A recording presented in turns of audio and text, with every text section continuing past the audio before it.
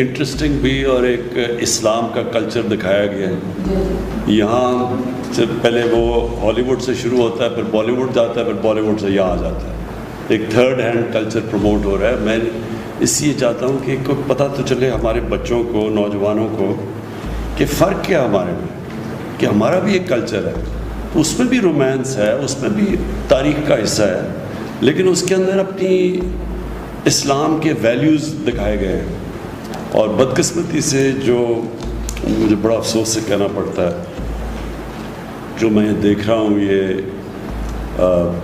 Bali would say ایک بالکل، بالی would میں بھی کبھی آج سے 30-40 سال پہلے آپ کبھی اس طرح کی فحاشی نہیں دیکھتے تھے. اب وہ اتنا گند آ گیا ہے.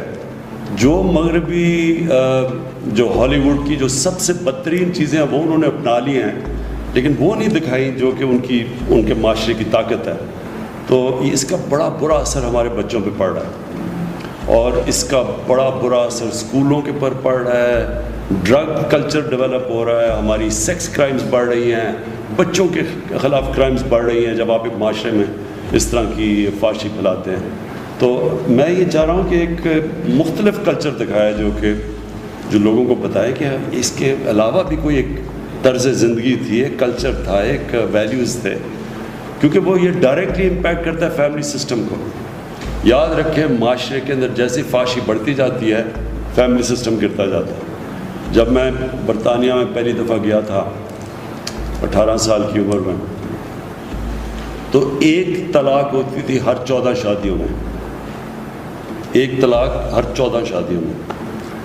اب جب میں پچھلے 8-10 سالوں میں ہر 10 شادیوں میں 6 یا 7 اب طلاق ہو جاتی ہیں. تو یہ ڈائریکٹ امپیکٹ ہے کہ جیسے جیسے یہ فحاشی بڑھتی گئی، وہ ڈائریکٹ پریشر پڑا فیملی سسٹم پہ. اور اسلام کا سارا کلچر ہی یہ ہے کہ وہ پروٹیکٹ کرتا تھا فیملی سسٹم. یہ جو ہمیں چیزیں بتائی ہیں ہمارے کلچر میں، یہ جو ماڈسٹی یعنی یہ اپنے جسموں کی نمائش نہ کرنا، اس کے پیچھے ایک پورا فلسفہ ہے کہ آپ نے اپنے فیملی سسٹم پروٹیکٹ کرنا ہے.